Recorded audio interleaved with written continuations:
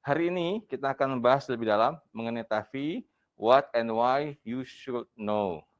Baik, untuk menyingkat waktu, kami akan mengundang Dr. Biri Karim, spesialis penyakit dalam, konsultan kardiovaskular Vinasim, konsultan Vinasim, VACP dan Evika, ya, untuk menyampaikan topik mengenai TAFI, what general introduction untuk TAFI. Dr. Biri Karim akan mengenalkan tentang TAFI, introduction-nya. Dr. Biri Karim adalah staf divisi kardiologi Departemen Ilmu Penyakit Dalam RSM FKUI. Beliau lahir tahun 1981, tanggal 19 Agustus, bulan depan akan ulang tahun. Beliau adalah memperdalam ilmu jantungnya di FKUI RSM dan memperdalam ilmu tentang peripheral intervensi di Institut Jantung Negara di Malaysia, dan baru saja pulang dari sana, jadi ilmunya masih segar. Kami mengundang Dr. Biri Karim untuk menyampaikan presentasinya. Silakan Dr. Biri. Ya, terima kasih Dr. Ika atas introduksinya dan kesempatan diberikan kepada saya. Assalamualaikum warahmatullahi wabarakatuh. Selamat pagi, salam sejahtera untuk kita semua. Pada kesempatan pagi yang berbahagia ini, saya ingin mengucapkan terima kasih kepada panitia yang sudah memberi kesempatan kepada saya untuk terlibat atau berpartisipasi pada rangkaian kegiatan ilmiah dalam virtual Hopkardis 2020. Dan hari ini saya akan membawakan mengenai general introduction for TAFI. Jadi seperti yang sudah diintroduksi oleh Dr. Ika, memang TAFI ini merupakan suatu prosedur structural intervention yang terus berkembang dan mulai meningkat angkanya. Kalau kita mengikuti acara-acara ilmiah di dunia, kongres-kongres besar di dunia, maka ini menjadi topik tersendiri yang cukup menarik dan sangat diminati oleh banyak para pakar yang ingin hadir dan mengikuti perkembangan dari TAFI. Saya akan mulai dengan outline presentasi saya, yaitu ada 7 item yang akan saya sajikan. Kemudian saya awali dengan introduction, di mana severe symptomatic aortic stenosis merupakan suatu penyakit gangguan katup yang cukup sering dan terutama mengenai populasi usia lanjut. Dan mereka memiliki clinical outcome yang buruk bila tidak diterapi secara optimal. Seperti kita ketahui, banyak sekali literatur yang menyampaikan bahwa pembedahan merupakan metode atau pendekatan terbaik dalam mengelola masalah katup. Terutama 50 tahun terakhir, memang standar pengobatan untuk masalah valvular seperti halnya aortic stenosis bagi mereka yang bergejala dengan severitas yang berat, maka pembedahan sudah memberikan outcome survival dan juga quality of life yang baik. Namun sayangnya tidak semua dari mereka yang memiliki kondisi kelainan katup aortic stenosis yang berat itu suitable dengan pembedahan, di mana sepertiga dari mereka atau 30%-nya memiliki resiko periproseduraris yang tinggi, terutama mereka yang memiliki banyak komorbiditas dan ada kelainan-kelainan anatomi seperti faktor porcelain aorta dan juga riwayat pembedahan bypass sebetulnya karena dia melewati midline dari rongga dada. Sehingga seringkali prosedur TAFI ini didedikasikan untuk mereka yang symptomatic, senile atau usia lanjut, degeneratif dengan 3 leaflet. Meskipun beberapa pengembangan dari studi-studi yang sudah berkembang pun bisa juga untuk indikasi penyebab lain atau stenosis yang lain. Nah, saya lanjut dengan tipe dari stenosis aorta. Jadi beberapa tipe-tipe yang menjadi penyebab kenapa stenosis aorta ialah paling banyak karena valvular AS, yaitu bisa karena congenital, bicuspid, unicuspid. Kalau kita lihat dari gambar yang sudah saya tampilkan dalam slide, ini yang bicuspid, ini unicuspid, kemudian rheumatic heart disease. Biasanya rheumatic heart disease juga disertai oleh kelainan di katup mitral. Dan juga penyebab terbanyak adalah degeneratif. Kalau kita lihat gambar ini khas sekali gambaran untuk penyakit aortic stenosis karena degeneratif sebagai penyebab terbanyak. Kalau kita lihat sudah irreguler, sklerosis, dan katup leafletnya pun sudah mengecil, dan juga riwayat radiasi. apa mekanisme yang menyebabkan radiasi pun bisa menyebabkan stenosis aorta, di mana radiasi terjadi aktivasi dari atau proliferasi dari fibroblast menjadi myelofibroblast dan juga aktivitas dari osteogenesis, BMP, ALP, RAN, osteopontin sehingga meningkatkan deposisi matriks ekstraseluler dan juga kolagen dan juga kalsifikasi dari katup. Kemudian ini progresivitas dari stenosis aorta dari yang normal, sklerosis, mild to moderate hingga severe aortic stenosis. Dan tipe-tipe lain adalah subvalvular dan supravalvular AS dan juga di mana keduanya ini merupakan kelainan congenital. Ini gambaran eko biar sejauh ada bayangan apa yang terjadi sebetulnya pada katup aorta pasien. Di mana kalau dari gambaran eko kita lihat kalsifikasinya, ya sklerosis, dan juga dari gambaran aortografinya pun kelihatan calcified. Ini TAVI atau TIVR, Trans-Aortic Valve Implantation, atau beberapa buku atau kalau diintroduksi oleh para pakar di luar negeri dia menyebut TIVR atau Trans-Aortic Valve Replacement. Jadi ini gambaran device-nya, dan kalau kita lihat data epidemiologi di Amerika, TAVI memang dimulai pada awal 2000, tapi sejak 2012 hingga 2017 angkanya terus meningkat 10 kali lipat, mendekati 10 kali lipat dari 4.500 sampai 42.000. Apa artinya ini?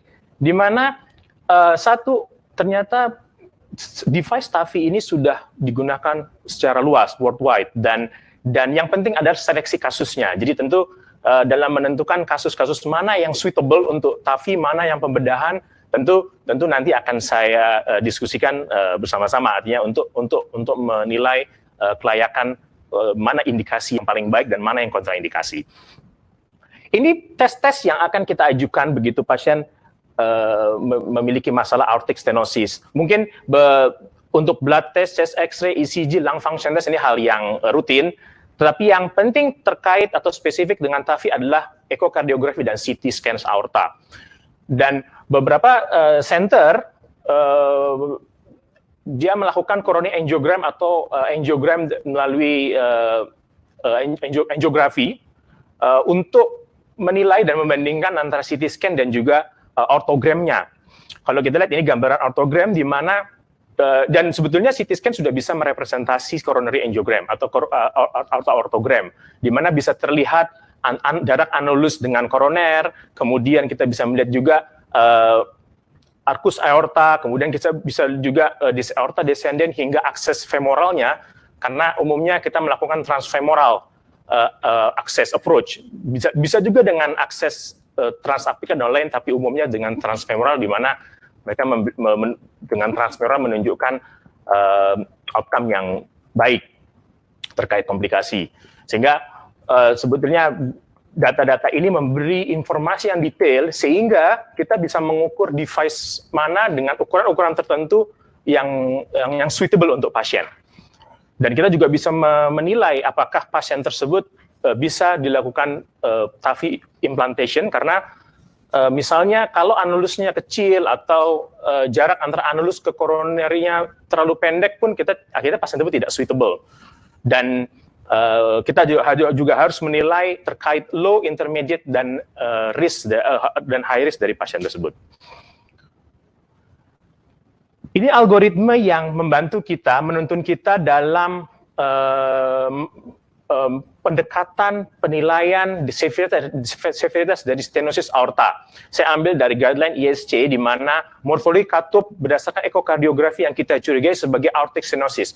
Kita awali dengan menilai velocity dan gradient, di mana bila pasien tersebut memiliki high gradient ditandai oleh Vmax lebih dari 4 dan delta gradient lebih dari 40, maka pasien tersebut setelah kita eksklusi status flow-nya, maka pasien tergolong severe high gradient aortic stenosis.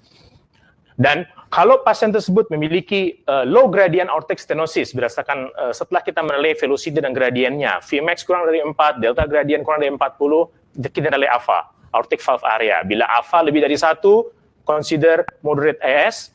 Kalau AVA kurang sama dengan 1, dan setelah kita nilai flow statusnya, kalau statusnya normal, ya, dengan pengukuran LVOT aorta dibagi BSA, body surface area, maka kita dapatkan flow statusnya.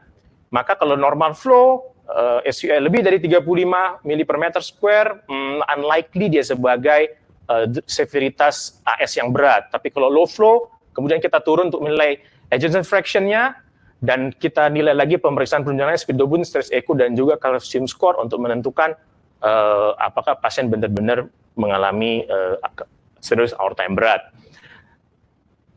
Guideline ini juga menuntun kita untuk mereka yang pasien-pasien yang memiliki keraguan dalam menentukan severitas stenosis aortanya. Contoh, kriteria ini membantu kita untuk menuntun kita untuk mana saja yang likelihood dari severitas aortic stenosis yang berat. Bila pasien tersebut memiliki AFA kurang dari 1, min gradiennya pun kurang dari 40, karena kalau high gradient dia lebih dari 40 dengan LV function yang masih baik, dengan ejection fraction yang masih normal. Itu berdasarkan clinical criteria mereka yang memiliki simptom yang tipikal, kemudian usia lanjut, ada data kualitatif seperti LV hypertrophy, min gradiennya mendekati 40, AFA kurang dari 8, kemudian flow statusnya pun kita nilai dengan Doppler teknik, dan juga kita mengukur calcium score berdasarkan MSCT. Mereka yang memiliki calcium score lebih dari 3.000 pada laki-laki dan lebih dari 1.600 pada perempuan, likelihood untuk severe aortic stenosis-nya lebih besar. Kemudian kita diskusi mengenai clinical evaluation. Saya kelompokkan clinical evaluation berdasarkan symptom, surgical risk scoring, dan comorbidity, serta patient frailty. Tentu, kenapa kita belum menilai? Karena umumnya pasien-pasien severe aortic stenosis terjadi karena faktor degeneratif. Artinya kita berhadapan dengan populasi pasien usia lanjut. Dan symptom evaluation pada mereka yang usia lanjut ternyata tidak mudah untuk menilai effort-related symptom. Karena banyak sekali komorbiditas yang diderita oleh pasien, kemudian seringkali simptomnya itu overlap atau misinterpreted dengan keluhan-keluhan lain akibat aging proses. Sehingga memang perlu ketelitian dan kejelian dokter untuk memilah dan menilai apakah ini ada simptom related terhadap severe aortic stenosis atau tidak. Kemudian surgical risk scoring. Scoring ini dengan mudah kita bisa mengunduh aplikasi-aplikasi yang sudah ada di internet seperti Euroscore atau Society of Thoracic Surgeon STS score. Ini merupakan scoring-scoring yang bisa memandu kita menilai risiko pasien dalam apakah pasien suitable untuk pembedahan atau suitable untuk TAVI. Di mana pasien yang dikategorikan high risk bila mereka lebih dari 20%, berdasarkan Euroscore atau STS score lebih dari 10%. Dan baru-baru ini American Guideline merekomendasikan lebih ketat lagi, di atas 8 sudah tergolong atau sudah masuk klasifikasi atau kelompok high risk. Tapi memang sayangnya kalkulasi berdasarkan scoring ini tidak sepenuhnya akurat, sehingga karena ada beberapa karakteristik klinik yang ada pada pasien secara individual. Sebagai contoh, di mana kalau pasien tersebut ada riwayat radiasi, terutama radiasi di dada, apakah ada riwayat limfoma atau riwayat breast cancer atau kelainan-kelainan lain yang memerlukan radiasi di dada, ada kelainan porcelain aorta, ada pernah riwayat bypass sebelumnya, atau ada kondisi-kondisi yang menjadi kontraindikasi TAVI, seperti saya sampaikan sebelumnya, jadi anulusnya kecil atau jarak dari anulus dan coronary osteumnya pendek, sehingga tidak bisa, atau itu menjadi kontraindikasi dalam TAVI, di mana kedua hal ini tidak termasuk dalam STS score, sehingga memang penilaian kelayakan dalam mengakses apakah pasien tersebut akan apa yang terbaik untuk pasien sebaiknya memang berdasarkan heart team. Artinya keputusan bersama dalam conference seperti halnya yang kami lakukan, bahwa dalam menentukan pengelolaan yang terbaik untuk pasien adalah berdasarkan hasil conference. Ini variabel atau item atau parameter yang dinilai berdasarkan tiap-tiap scoring. Ini STS score yang cukup sering kita gunakan, terutama untuk TAVI, Euroscore, ada Euroscore 2, dan ini hasil-hasil mana yang high risk, very high risk, intermediate, dan low risk. Memang scoring-scoring ini seringkali overestimate, sehingga memang harus dikaji betul-betul, dilihat pasien secara keseluruhan dan didiskusikan dalam heart team atau tim jantung. Ini tipikal pasien TAFI, jadi benar-benar multiple comorbidity. Dan dengan rata-rata usia pasien yang menjalani prosedur TAFI itu sekitar rata-rata 80 tahun. Kemudian ada comorbid heart failure dengan NIHA kelas lebih dari 3, yaitu sekitar 75-80%. Ada riwayat AF mendekati 40%. Ada dependent dialysis, jadi pasien CKD on dialysis, tidak banyak, persentasenya 3%. Riwayat stroke sebelumnya, sekitar 10%, ada coronary artery disease, riwayat PCI bypass pun umumnya ada pada pasien-pasien yang menjalani TAFI dan adanya masalah perifer atau peripheral artery disease kurang lebih sekitar 50%. Sehingga ini tantangan atau challenge yang dihadapi pasien-pasien aortic stenosis berat karena umumnya mereka usia lanjut dengan multiple comorbidities. Kita berlanjut dengan comorbidity dan juga patient frailty. Memang TAFI itu didesain untuk mereka yang high risk dan usia lanjut yang jelas bahwa komorbiditasnya itu sangat kompleks dan banyak, seperti PPOK, pulmonary hypertension, penyakit liver, stroke, anemia, gangguan kognitif, di mana mereka itu merupakan kelompok yang bisa mempengaruhi prognosis. Dan untuk menilai atau mengakses, memprediksi komorbiditas pasien yang menjalani TAFI, ada yang kita sebut sebagai Carlson comorbidity, di mana pasien-pasien yang menderita severe symptomatic aortic stenosis dengan komorbiditas yang tinggi, yaitu dengan Carlson index lebih dari sama dengan dari 5, mereka merupakan kelompok yang poor prognosis dalam menjalani TAFI jangka pendek dan juga menunjukkan benefit yang kurang dalam dengan intervensi treatment atau invasive treatment. Sehingga kita perlu menilai juga Carlson index ini untuk menilai layak tidaknya pasien menjalani prosedur invasif.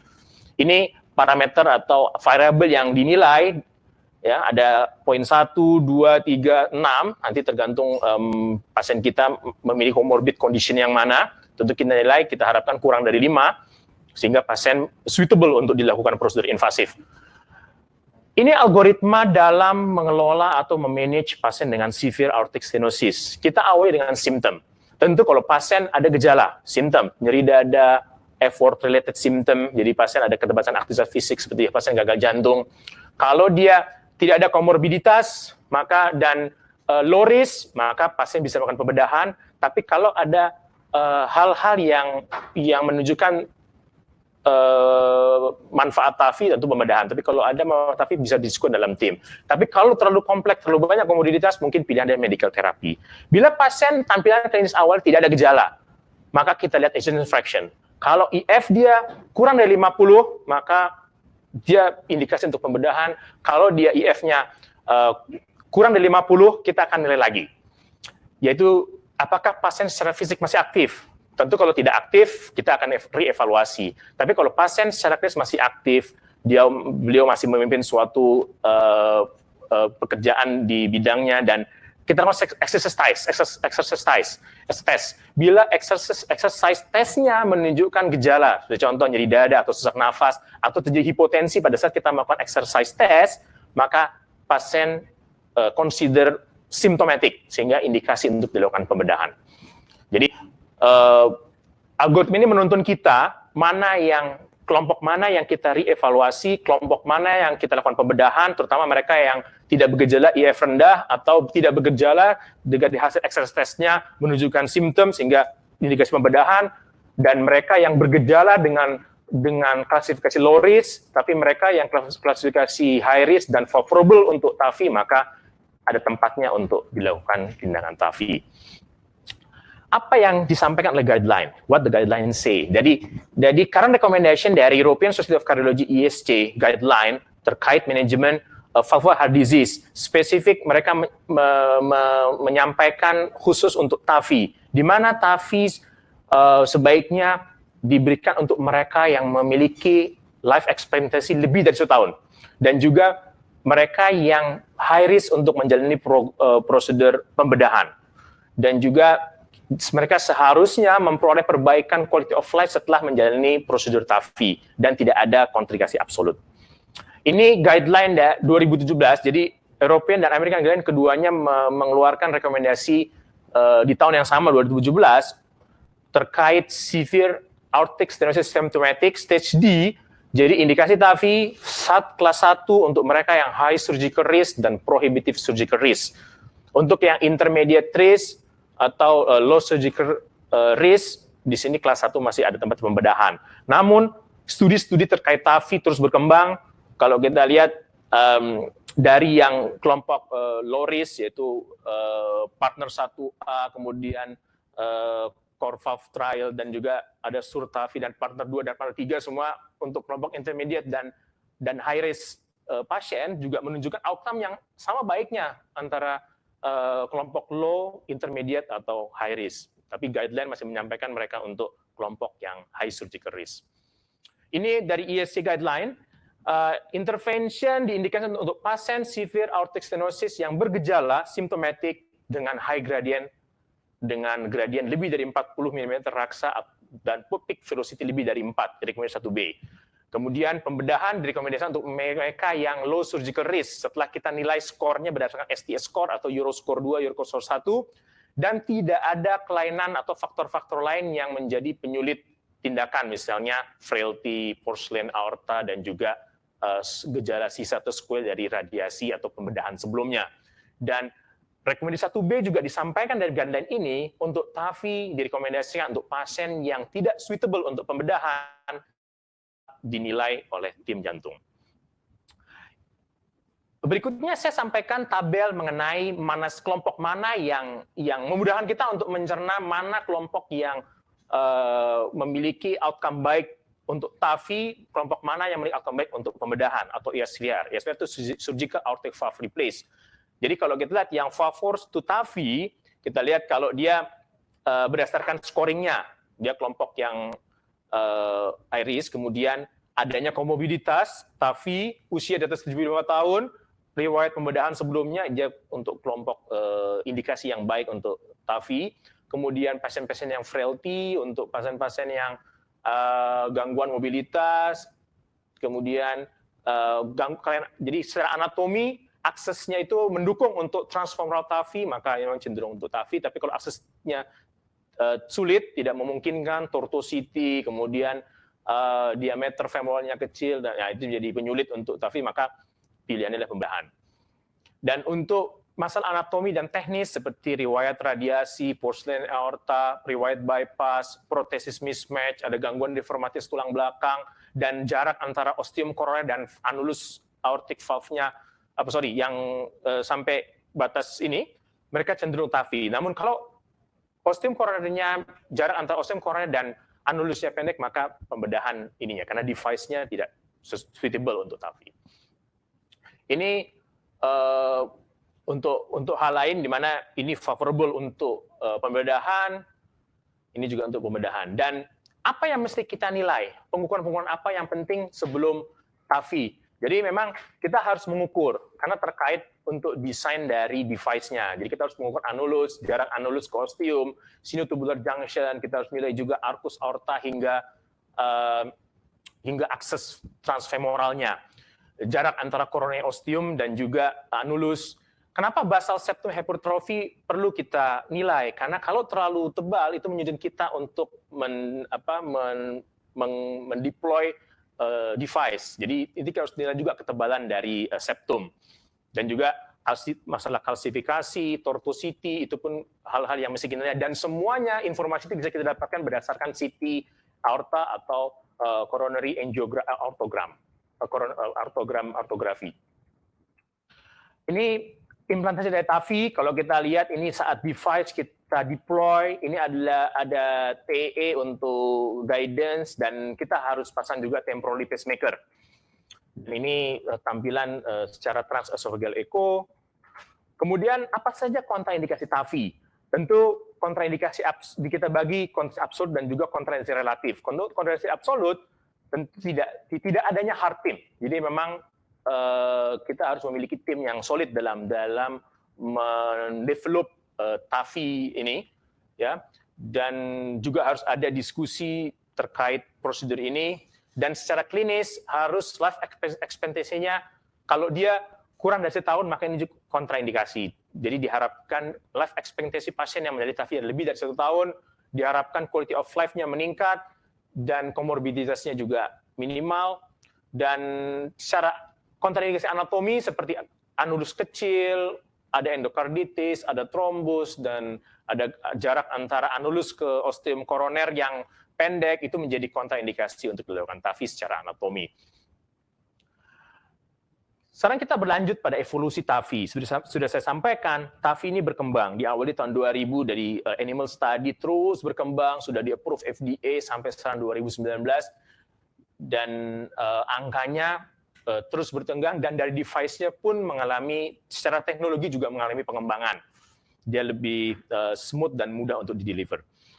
Ini sedikit mengenai Evolut R system. Jadi kalau kita lihat ada berapa size dari device TAVI. Tentu menentukan device TAVI berdasarkan pengukuran atau parameter anatomi yang bisa kita dari CT aorta. Dan ada ukuran 23, 26, 29 sampai 34 mili, dan ini individual, artinya tergantung pengukuran masing-masing pasien.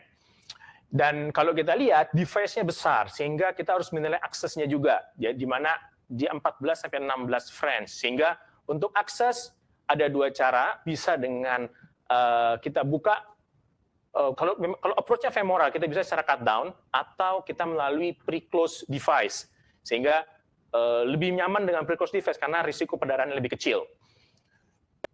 Dan ini kelebihan-kelebihan di mana merupakan self-expanding frame, supraannular valve design, dan juga porcine pericardal tissue yang memudahkan koaptasi, memudahkan flow, memudahkan device-nya menutup seals, rangkaian anatomi di sekitar anulus, dan juga deliverability-nya pun baik. Bicara mengenai indikasi, kontraindikasi, tentu kita harus berdiskusi juga terkait komplikasi yang potensi muncul terkait TAVI implantation ini, yaitu risiko emboli, regurgitasi aorta, dan juga risiko-risiko lain yang bisa terjadi sampai heart block dan juga stroke. Jadi ini salah satu komplikasi yang terjadi post procedural aortic regurgitation. Jadi regurgitasi aorta setelah prosedural, tentu karena kita tahu potensi komplikasi, kita tahu juga bagaimana untuk meminimalkan risiko ini. Kemudian potensi untuk implantasi pacemaker setelah tindakan, umumnya 1-2 hari kita observasi karena risiko itu tetap ada. Karena terjadi penekanan device ke S anode sehingga menyebabkan gangguan konduksi. Ya, seperti ini. Jadi waktu conduction abnormality after TAVI itu rata-rata sekitar min-nya 1-2 hari. Sehingga memang harus dimonitor, kemungkinan kita pasang permanen pacemaker. Oke, ini risiko stroke, memang ini salah satu major complication yang terjadi hubungannya dengan TAVI. Namun kalau kita lihat, angka risiko stroke pasca TAVI, dia hanya di 1 hari pertama. Dan angkanya terus turun, sampai 1 tahun sudah mulai minimal, dan 2 tahun pun sudah risiko itu sudah hilang terkait prosedural. Ya, jadi risiko tetap ada. Dan bagaimana kita menghindari atau mencegah neurologic event? Tentu seperti yang sampaikan di awal, patient selection itu mutlak merupakan yang fundamental dalam memilih mana pasien yang suitable untuk TAVI. Yang kemudian juga terkait device dan skill, tentu harus ditingkatkan terus. Dan adanya cerebroembolic protection device, tentu kita harus memasang device ini untuk mencegah terjadi neurologic event. Dan juga penggunaan antitrombotik strategi sebelum dan sudah TAVI ini menjadi komponen yang penting untuk mencegah gangguan neurologis. Saya sampai pada meta-analisis dari transcatheter aortic valve implantation versus surgical aortic valve replacement. Jadi pada akhir 2019 ada suatu guideline yang membandingkan, di mana berdasarkan meta-analisis membandingkan TAVI dengan pembedahan. Di mana kalau kita lihat RCT yang terlibat dalam meta-analisis ini merupakan RCT yang besar, ada partner 1A dan US COLFAP untuk kelompok high risk, Notion partner 2A untuk dan SURTAVI untuk kelompok intermediate risk, dan juga partner 3 dan Evolut low risk untuk kelompok yang low risk. Di mana kalau kita lihat pasien yang menjalani TAVI memiliki benefit dari segi all cause mortality-nya lebih rendah dibandingkan pembedahan. Begitu juga risiko any and disabling stroke pada kelompok TAVI pun lebih rendah. Sehingga sudah disimpulkan dalam 2 tahun memang risiko komplikasi all cause mortality dan stroke-nya lebih rendah. Saya sampai pada kesimpulan, jadi severe symptomatic aortic stenosis merupakan suatu kelainan valvular yang terutama mengenai pada usia lanjut, karena ini merupakan yang paling sering karena degeneratif, yang berhubungan dengan poor clinical outcome bila tidak ditreatment secara baik. Dan patient selection merupakan suatu hal yang fundamental dalam menentukan apakah pasien betul-betul kandidat untuk TAVI. Dan untuk diagnostik modalitis, kita memerlukan penunjang transtoracal echo dan CT aorta, dan beberapa komplikasi yang potensi terjadi harus kita monitor dan kita kelola juga dengan baik untuk keberhasilan prosedur ini. Dan dari guideline sampai terakhir guideline berdasarkan baik itu Eropa maupun Amerika, ACCAH dan ISC guideline masih yang terakhir itu 2017 masih merekomendasikan TAVI untuk kelompok high surgical risk, meskipun beberapa RCT besar mulai disampaikan, mulai dipublish untuk mereka yang kelompok low dan intermediate surgical risk, dengan hasil pun mereka non inferior dibandingkan pembedahan, artinya dengan hasil yang amat sangat baik juga. Kemudian berdasarkan meta-analisis yang sudah saya sampaikan dari slide-slide terakhir saya, di mana TAVI dan dibandingkan pembedahan pada pasien dengan symptomatic severe AS, maka TAVI berhubungan dengan penurunan all-cause mortality dan stroke sampai 2 tahun. Mungkin itu yang bisa saya sampaikan. Saya ucapkan terima kasih. Assalamualaikum warahmatullahi wabarakatuh.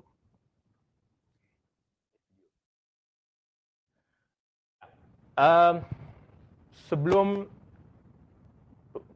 kita lanjutkan pembicara berikutnya, saya ingin menyampaikan sedikit mengenai atau memperkenalkan sedikit mengenai bagaimana TAVI itu kita lakukan prosedurnya, mungkin untuk memudahkan para sejawat untuk biar ada bayangan bagaimana TAVI kita deliver, kita deploy. Ada video sedikit untuk memberi gambaran bagaimana TAVI itu kita implementasikan.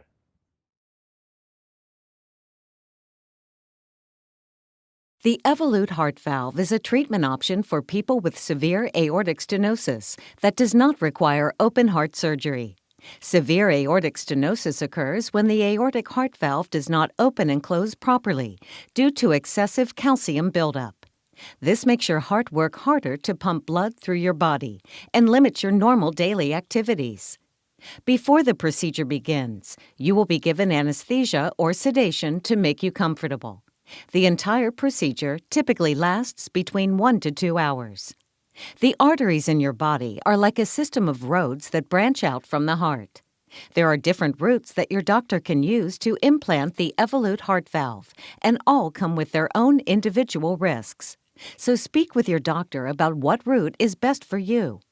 These routes include an artery in your leg, an artery in your neck, a space between your ribs.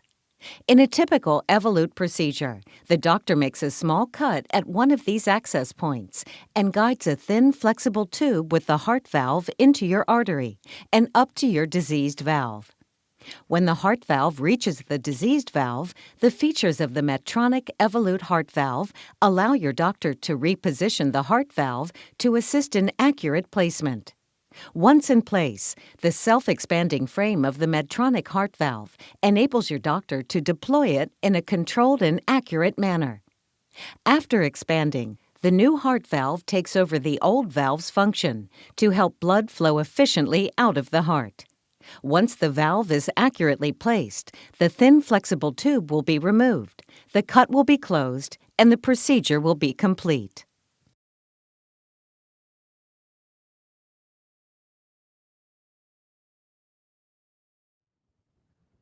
Semoga bermanfaat. Untuk selanjutnya saya serahkan moderator, Dr. Ika, silakan. Terima kasih Dr. Biri atas presentasi yang sangat menarik. Kami akan lanjutkan untuk mengundang Profesor Dr. Teguh Santoso yang akan menyampaikan presentasi mengenai TAVI State of the Art dan Case Sharing. Kami akan sampaikan sedikit tentang kurikulum guru kami, maha guru atau mungkin suhu kita sebut, karena sudah paling tinggi di antara kami, bahwa beliau memperdalam teknologi Intervensi Sentrum Thorax Center di Erasmus University of Rotterdam. Kemudian meraih gelar PhD-nya juga di sana, Sains Program Thorax Center dengan UI, dengan promotor Prof. Utoy Sukaton, Profesor Hagenholz dan Roland dengan hasil magna cum laude, dan beliau adalah guru besar FKUI tahun 99. Perlu diketahui juga, Prof. Santoso adalah guru kami yang selalu belajar terus sampai tahun 2018, tidak berhenti beliau belajar. Kami menjadikan beliau adalah contoh teladan kami. Beliau belajar rotational atherectomy, directional atherectomy, stem cell, cardiac aplikasi di Texas Heart Institute, kemudian mempelajari tentang inhaler closure, mitral clip, LV partitioning device, yaitu namanya parachute, less invasive LV enhancement reviven, dan TAVI tahun 2017, sehingga amulet tahun 2018. Beliau sama sekali tidak pernah berhenti untuk tetap mempelajari ilmu intervensi di bidang kardiologi, sehingga beliau mendapatkan banyak penghargaan. Antara lain yang paling utama adalah Lifetime Achievement Award dari India Life dan dari Sing Life. Beliau adalah juga panelis tetap di acara-acara intervensi kardiologi di dunia. Antara lain adalah CCT Japan, kemudian CIT di Beijing, EuroPCR di Eropa, dan biasa di Paris tempatnya, Malaysian Life, Indian Life, Sing Life, dan TCT di Amerika Serikat. Untuk menyingkat waktu, kami mengundang guru kami, Suhu Profesor Dr. Teguh Santoso, untuk menyampaikan presentasinya. Silakan, Prof. Oke, terima kasih ya. Terima kasih banyak. Jadi kita tahu maksud saya itu saya mengikut sertakan Dr. Ika, Dr. Biri, Dr. Sally, Dr. Idrus, dan semua yang hadir di sana, interventional cardiologist. Kita ini pada saat ini sudah banyak menggantikan kerjaan dokter bedah dan dipindah ke kamar kateter. Nah, salah satu di antara kerjaan yang kita mulai pelan-pelan pindah adalah TAVI. TAVI adalah transcatheter aortic valve implantation, tadi sudah dijelaskan oleh Dr. Biri, atau kadang-kadang disebut juga transcatheter aortic valve replacement.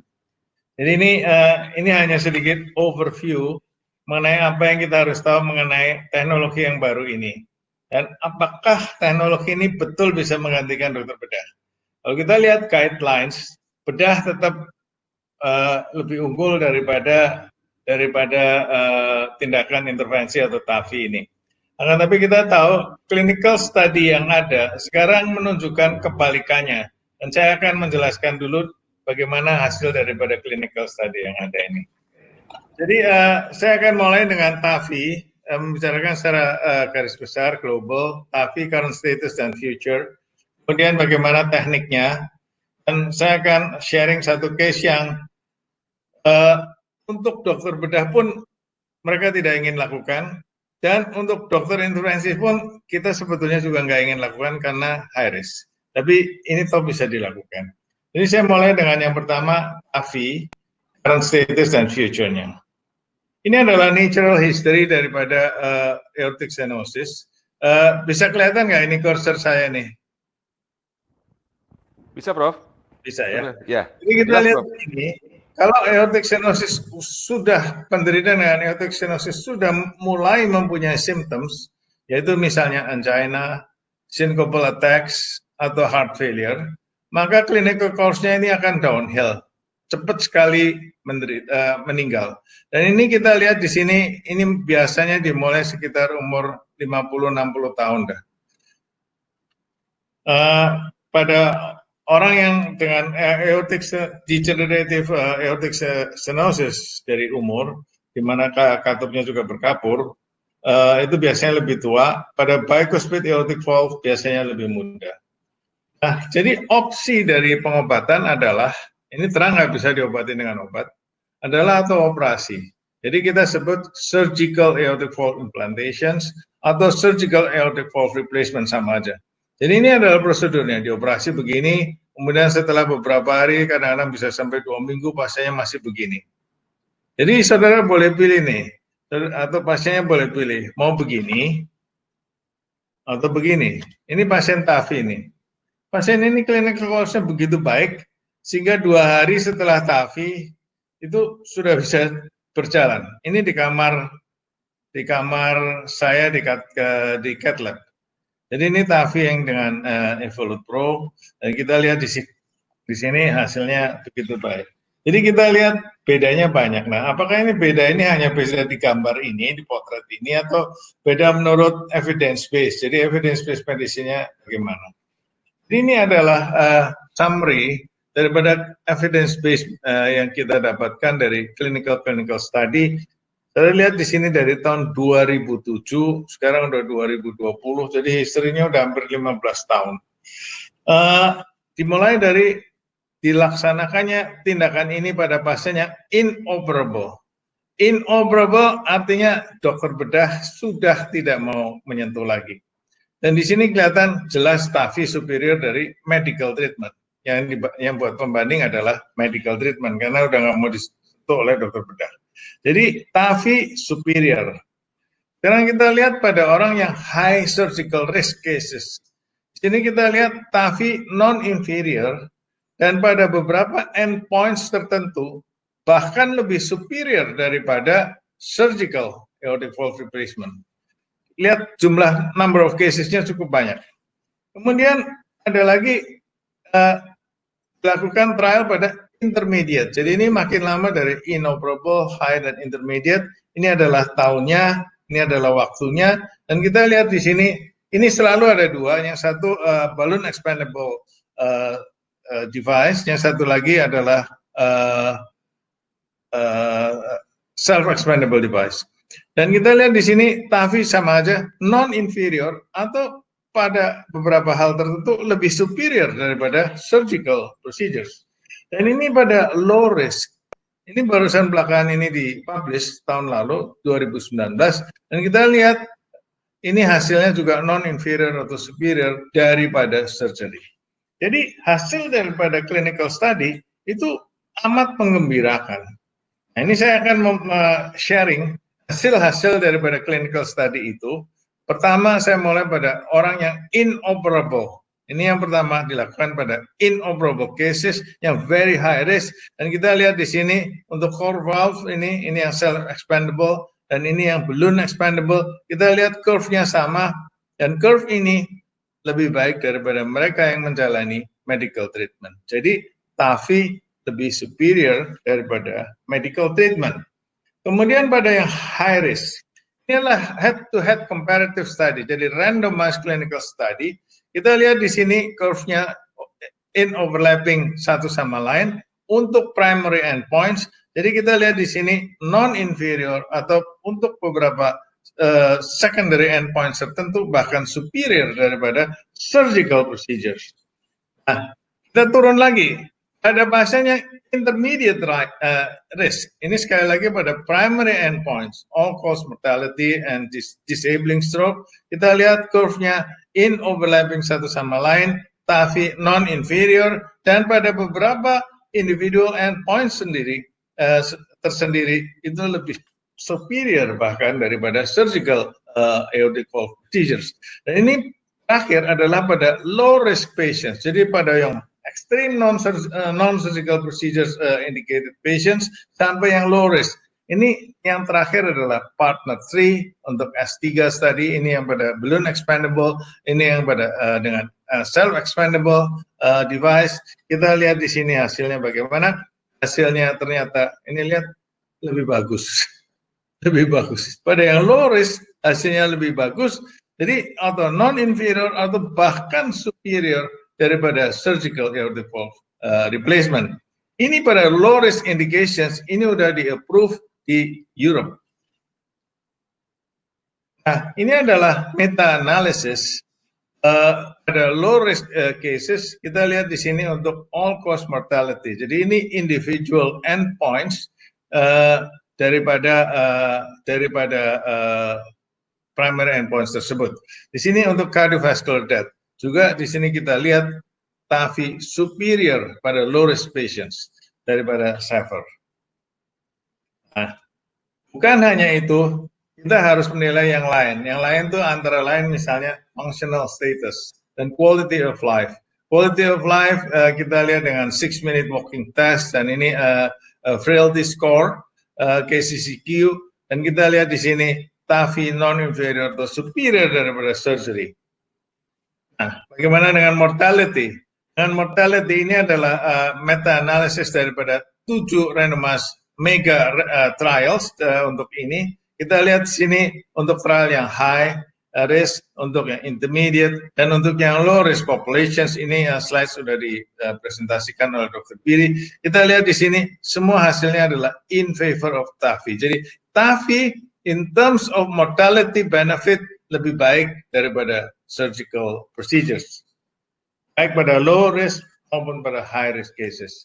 Untuk combined endpoints, death, disabling stroke, dan heart failure hospitalizations, kita lihat di sini ini adalah pada low risk trials, TAFI lebih superior daripada surgery. Nah, stroke adalah salah satu komplikasi. Ini adalah meta-analysis. Meta-analysis kita tahu level of evidence-nya itu tinggi sekali, dan kita lihat di sini untuk TAFI di sini jelas lebih superior untuk any stroke dibandingkan dengan SAVR, dengan surgery, p-value-nya mencapai kemaknaan statistik. Jadi stroke lebih baik. Kita lihat di sini over the years, jadi dari pengalaman pertama pada pasien-pasien yang high risk dan makin lama sekarang kita lakukan pada pasien-pasien yang dengan newer generations of devices, kita lihat hasilnya stroke rates have decreased. Dengan improve of course operator experience, device technology, dan delivery profile yang lebih baik. Ini untuk quality of life. Quality of life di sini disebutkan juga acute kidney injury, new onset of atrial fib, ini bisa sampai 25%, dan major bleeding complications, kita lihat di sini reduction-nya adalah sekitar 50% sampai lebih dari 60%, khususnya untuk atrial fib. Dan atrial fib itu stroke juga. Jadi kita lihat di sini untuk quality of life, jelas TAFI lebih baik dari surgery. Untuk resource utilization, tadi saya sudah kasih gambar di mana pasiennya dalam 2 hari pada pasien itu ekstrim. 2 hari udah bisa ke kamar saya berdiri jalan-jalan ketawa-ketawa. Jadi kita lihat di sini procedural time turun by 55%, baik pada yang balloon expandable maupun yang self expandable stent. Kita lihat di sini malah turun 74%. ICU stay turun secara signifikan. Total hospital stay juga turun amat bermakna. Jadi lebih hemat, resource utilization lebih sedikit. Dan ini untuk rehospitalization. Jadi pasiennya dipulangkan, udah dipulangkan masuk lagi ke hospital. Kita lihat di sini amat bermakna jauh lebih baik TAVR daripada ini TAVR di sini, yang di sini merah ini TAVR, yang di sini biru adalah TAVR dibandingkan surgery. Jadi untuk rehospitalization TAVR lebih baik. Untuk durability, kita pikir ini yang kita pakai kan bioprosthesis untuk TAVR. Apakah ini tidak durable? Apakah durability-nya kurang? Ternyata enggak. Ini kita lihat di sini dibandingkan surgical. Ini durability-nya bagus sekali. Ini 4,8%, 5% dibandingkan 20%. P-value ini over ini 5 years, ini 6 years. Jadi durability-nya bagus sekali. Jadi structural valve deterioration dalam 6 tahun itu lebih baik daripada mereka yang menjalani surgery. Untuk valve hemodynamics, apakah koreksi daripada AS itu bertahan? Ini kita lihat sini, ternyata juga bertahan pada kedua studi ini, Partner 3 dan Evolute Low Risk, juga bisa bertahan. Jadi hasil baiknya bisa dinikmati long term. Untuk kematian mendadak untuk semua risk profiles, high risk, intermediate, low risk, juga hasilnya baik sekali untuk TAVR dibandingkan dengan surgery. Jadi sekarang ini ada pergeseran daripada paradigma. Saya harap di antara audiens itu nggak ada surgeon, tapi kalau ada surgeon juga lebih baik. Kita lihat di sini pergeseran yang pertama adalah, saya baca bahasa Inggrisnya aslinya, the favorable outcomes of TAFI are consistent across the entire risk spectrum. Jadi mau pasien yang inoperable, pasien high risk, intermediate risk, low risk, semua hasilnya baik sekali. Jadi surgical risk estimations barangkali no longer the basis to guide the choice between TAVR and SAVR.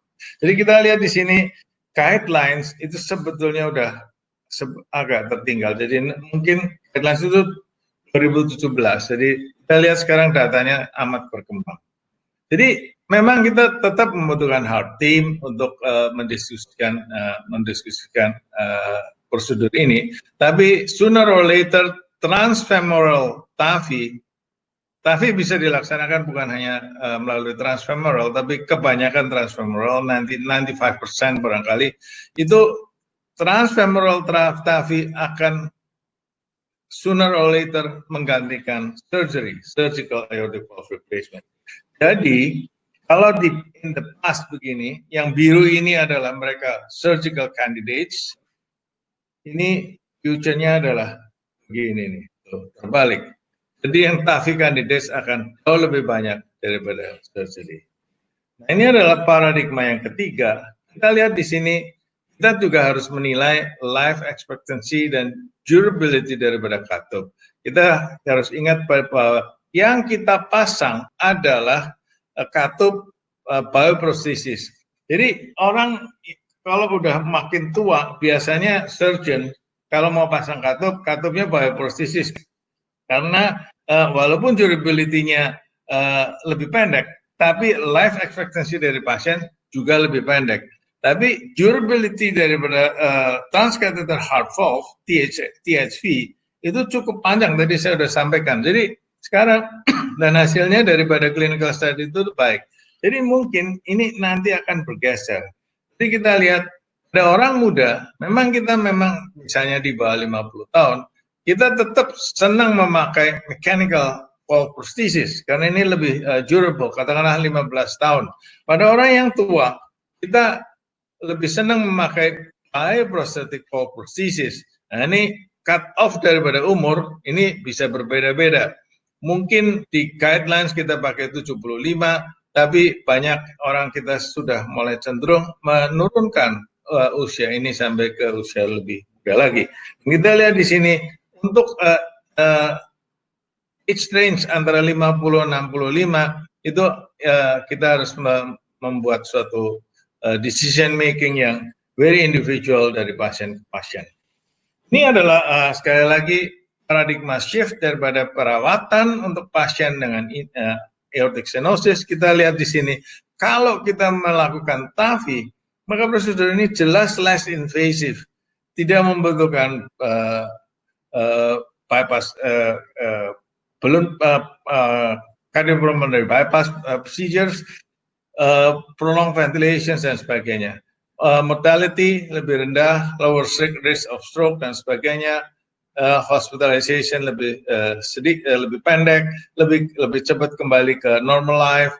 Dan kalau katup itu rusak, pada suatu saat harus diganti, kita tetap bisa pasang katup dalam katup.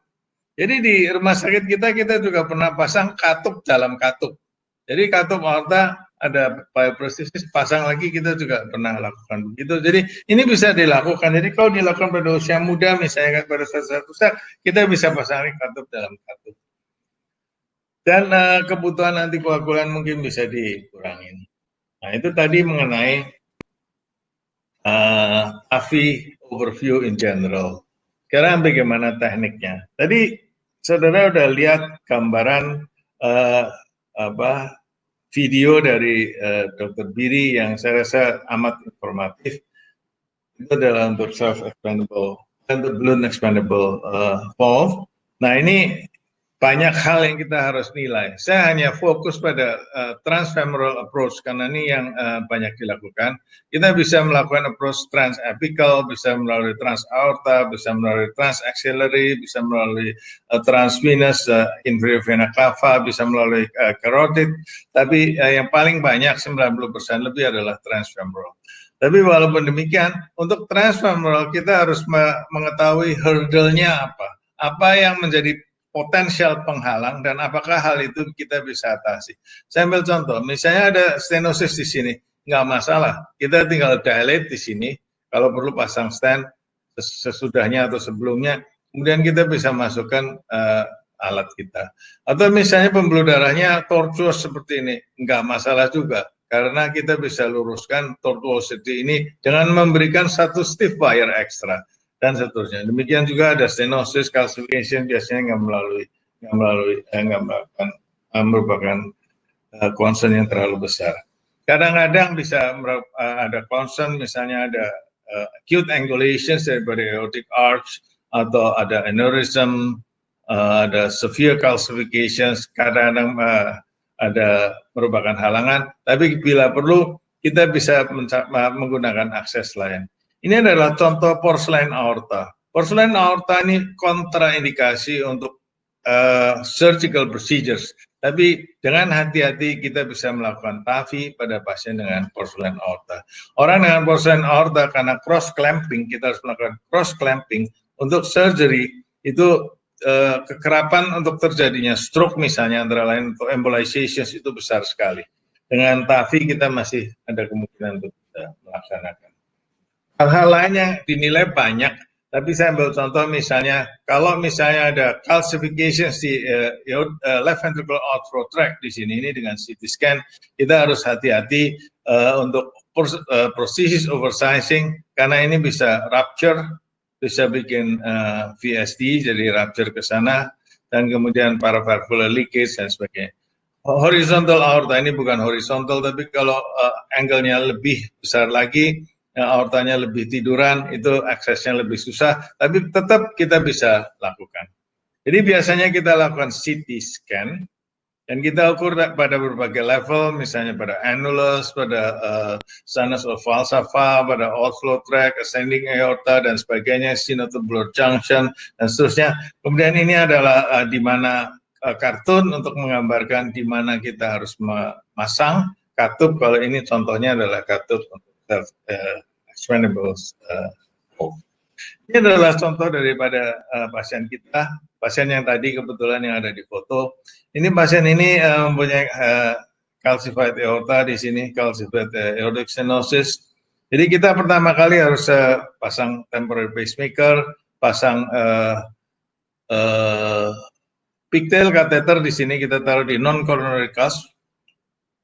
Kemudian kita melewati katup ini, biasanya kita pakai amplatz catheter, ini biasanya nggak susah. Zaman dulu sebelum kita lakukan ASO, kita kalau mau melakukan gini kita ragu-ragu bisa lewat katup nggak ya, karena katupnya kecil sekali. Tapi sekarang biasanya cepat sekali. Kemudian ini melalui amplatz catheter ini kita masukkan wire yang soft, yang atraumatic, relatively atraumatic, dan kateter ini diganti dengan pigtail catheter seperti ini, dan kemudian kita ukur pressure gradient antara left ventricle dan aorta. Setelah itu kita tahu gradientnya, kita tahu ini sesuai dengan severity-nya. Kemudian kita masukkan wire yang stiff. Biasanya kita pakai antara amplatz super stiff atau Confida wire atau Safari, atau kalau mau stiff sekali Lunderquist kalau kita perlu extra support yang kuat. Dan kemudian wire ini, kateter ini dikeluarkan dan kita tinggalkan wire ini. Dan lengkung ini yang di sini ini soft, atraumatic, dan ini harus menghadap ke atas. Kemudian pigtailnya dikeluarkan dan berdasar CT scan yang sebelumnya dibuat, ini banyak pengukuran, saya nggak akan bicara secara detail mengenai ini, antara lain coronary heights kita perlu ukur, banyak sekali lah yang lain. Berdasar pengukuran ini, kita tentukan katup ukuran berapa yang kita mau pakai. Ya.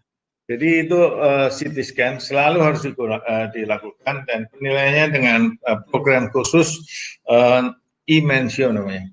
Nah sekarang kalau kita mau melakukan pemasangan katup, kadang-kadang kita harus melakukan predilatasi atau balloon aortic valvotomy supaya katupnya lebih mudah masuk ke melalui katup aorta itu yang menyempit. Tapi kadang-kadang kita tidak melakukan hal tersebut. Jadi kita lakukan direct implantations daripada katup. Jadi kapan kita lakukan, kapan tidak. Saya akan sebut. The purpose dari tujuan daripada pre-implantation balloon aortic valvotomy, BAV, adalah bukan untuk mencapai optimal results. Jadi hanya untuk memfasilitasi kita masukkan device kita yang agak bulky dan delivery dan positioning. Dan kemudian supaya kita lebih yakin bahwa ekspansinya lebih baik dan hemodynamic stability kita lebih bisa terjamin. Tapi ini tidak selalu kita lakukan. Nah, itu tindakan itu kita namakan direct TAVI dan hasilnya cukup baik untuk kasus yang selection of casesnya kalau baik. Nanti saya kasih contoh pasiennya. Jadi tekniknya biasanya balonnya di purge, kontrasnya di dilute, kemudian purging-nya biasanya udah di dalam aorta, karena kalau enggak profil balonnya menjadi kurang baik, jadi memasukkan melalui sheath kurang lancar. Kemudian pada waktu kita melakukan balloon valvotomy, kita melakukan very short rapid pacing, supaya balon itu enggak expelled keluar daripada katup aorta, dan kita lakukan aortogram pada waktu kita melakukan inflasi untuk melihat kalsium nodulesnya dan coronary ostia. Jadi misalnya katup aortanya kan akan terdorong oleh balon dan kita bisa lihat katup itu akan menutup coronary ostia atau enggak, apalagi dan kalsiumnya, apalagi kalau coronary ostianya height-nya itu rendah. Jadi kita bisa menilai. Dan tindakan ini bukan tanpa komplikasi, jadi bisa ada cardiovascular collapse, stunning, perforation, dan sebagainya kalau kita nggak hati-hati, ventricular arrhythmia, dan CVD karena embolization daripada aortic debris. Jadi nggak selalu hal ini dilakukan. Nah, ini algoritma kapan kita lakukan, kapan enggak. Jadi kalau kita lihat di sini, clinical risk profile-nya tinggi, pasiennya mempunyai hemodynamic instability, ada chronic kidney disease, karena untuk melakukan gini kita harus melakukan aortogram, jadi kita harus menghemat kontras, atau ada severe left ventricular dysfunction, pasiennya nggak akan tolerate rapid pacing, atau ada chronic obstructive pulmonary disease, severe pulmonary hypertension, kita ingin lebih cepat menyelesaikan procedure, maka kita boleh mengconsider direct TAVI tanpa pre-dil. Tapi kalau enggak, kita boleh melakukan TAVI dengan predilatasi atau balloon valvuloplasty. Nah, kemudian ada juga peranan daripada imaging dan evaluasi dengan echo di sini biasanya. Jadi kalau pasiennya misalnya mempunyai severe calcifications, ada calcium nodules, ada calcifications di LVOT, LV outflow tract, bicuspid aortic valve. Jadi kalau ada begini, biasanya kita lebih cenderung untuk TAVI dengan predilatation. Functional criteria, misalnya katupnya kecil sekali, gradientnya tinggi sekali, kita consider predil, kalau enggak kita boleh direct TAVI. Itu algoritma. Ini adalah contoh TAVI, direct TAVI pada pasien yang tadi, yang dilakukan tanpa BAV, balloon aortic valvotomy, dan kita lihat di sini kita bisa lewat dengan mudah. Kita lakukan ini pada coplanar imaging, jadi supaya 3 sinusnya ini harus dalam satu garis, dan kemudian sesudah itu kita harus lihat bahwa ini radio opaque markernya juga satu garis, kemudian kita deploy-nya pelan-pelan, dan deploy-nya dengan rapid pacing. Supaya ini nggak di-expelled out, jadi ini stable, dan ini target implant-nya ada pakai markernya di sini. Jadi kita bisa presisi sekali dalam meletakkan katup kita, jadi very slow deployment. Pada the first 1/3 itu biasanya blood pressure-nya nggak akan terganggu, kemudian kita lakukan contrast injection, kita tahu bahwa pada saat ini, ininya bisa direposisi, kita bisa recapture, bisa tarik ke atas, bisa dorong ke bawah kalau misalnya posisinya kita kurang happy, dan kalau ini sudah happy kita deploy lebih jauh. Nah pada saat ini kita lihat, oh ini posisinya udah baik, ini udah nggak bisa lagi didorong ke bawah, kalau bisa ya hanya bisa di recapture. Nah kemudian kita deploy lebih jauh sampai namanya point of no recapture. Pada saat ini katupnya ini mulai mengganggu flow, Jadi blood pressure-nya akan bisa cenderung turun seperti ini. Ini dilakukan juga dengan rapid pacing. Dan kemudian kita deploy lebih jauh, katupnya mulai berfungsi, katup yang kita pasang, dan pada saat ini blood pressure-nya akan recover. Kemudian kita deploy dan alatnya ini kita keluarkan dan kita bikin film lagi dan kita lihat sini. Kalau kita lihat antara lain gradiennya dan juga leakage. Biasanya paravalvular leakage. Kalau ada ditunggu sebentar, sering berkurang. Kalau misalnya banyak, kita boleh consider melakukan balloon dilatation supaya lebih nempel. Setelah itu aksesnya dicek, karena ini kita memasukkan kateter yang besar di sini atau sheet yang besar di sini, dan kalau kita lihat di sini nggak leak, nggak ada bocor, karena ini kita jahit. Kalau kita lihat nggak ada bocor ya kita happy. Nah, karena itu tindakan ini cepat sekali. Nah, ini adalah salah contoh-contoh lain, ini pasien lain lagi, tadi F, pakai F depannya, ini pakai S depannya. Ini di mana kita lakukan pre-implantation balloon aortic valvotomy. Pasien ini mempunyai bicuspid aortic valve.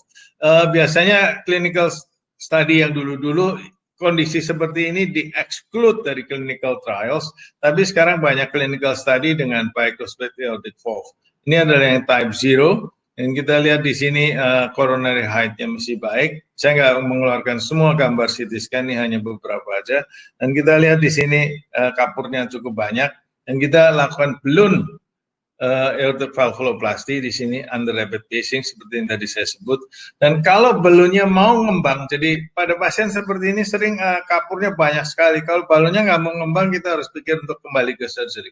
Tapi kalau balonnya mau mengembang seperti ini, kita selalu pakai undersize balloon berdasarkan minor axis daripada pembukaan daripada katup. Kemudian karena katup dengan bicuspid selalu oval, nggak bulat. Jadi nggak boleh oversize. Kita takut annular ruptures dan sering kita juga bikin aortic regurg. Dan sini kita lihat post balloon aortic valvotomy, kita lihat ada aortic regurg tapi nggak bertambah banyak. Kemudian katupnya gampang dimasukkan. Kemudian deploy, kemudian kita setelah di deploy kita lihat di sini kurang besar, kita masukkan lagi balonnya lagi, ini balon lebih besar sedikit, dilate, dan sekali lagi ini harus under rapid pacing dan kita lihat final resultnya baik. Biasanya kita tetap lihat ada regurgitation khususnya pada bicuspid aortic valve, tapi kita biasanya bisa ukur dan kita ada mempunyai kriteria yang kita gunakan adalah namanya AR index, aortic regurgitation index. Ini adalah rumusnya, dan kita lihat dari kurva pressure aja kita tahu. Kalau kurva pressure-nya seperti ini nih, aorta, yang biru adalah left ventricle. Sepintas lalu kita bisa lihat nih hasilnya baik. Ini no periprosthetic AR. Ini kalau seperti ini kita lihat nih diastolic pressure-nya rendah sekali, ininya tinggi. Ini AR index-nya biasanya rendah. Jadi ini adalah contoh daripada penilaian daripada AR. Kemudian ini adalah future. Kita lihat, kita udah banyak studi sekarang di dunia dengan bicuspid pada bicuspid anatomy dan hasilnya juga baik. Dan juga pada mulai ada devices yang digunakan khusus untuk aortic regurgitations. Juga kita bisa pasang katup dalam katup, valve in valve. Nggak semua katup bisa dipasang, tapi kita bisa pasang valve in valve yang sebelumnya dipasang dengan surgery, atau valve in valve yang sebelumnya dipasang dengan TAVI. Jadi future lagi adalah durability. Barangkali kita bisa memperbaiki ini. Apakah kita bisa pakai pada younger patients, berapa umur yang termuda. Masalah anti thrombotic therapy sampai sekarang masih ada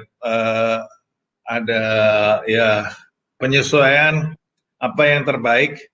Pacemaker masih merupakan isu karena masih banyak orang membutuhkan pacemaker, khususnya orang yang mempunyai RBBB misalnya, itu lebih gampang untuk timbul pacemaker.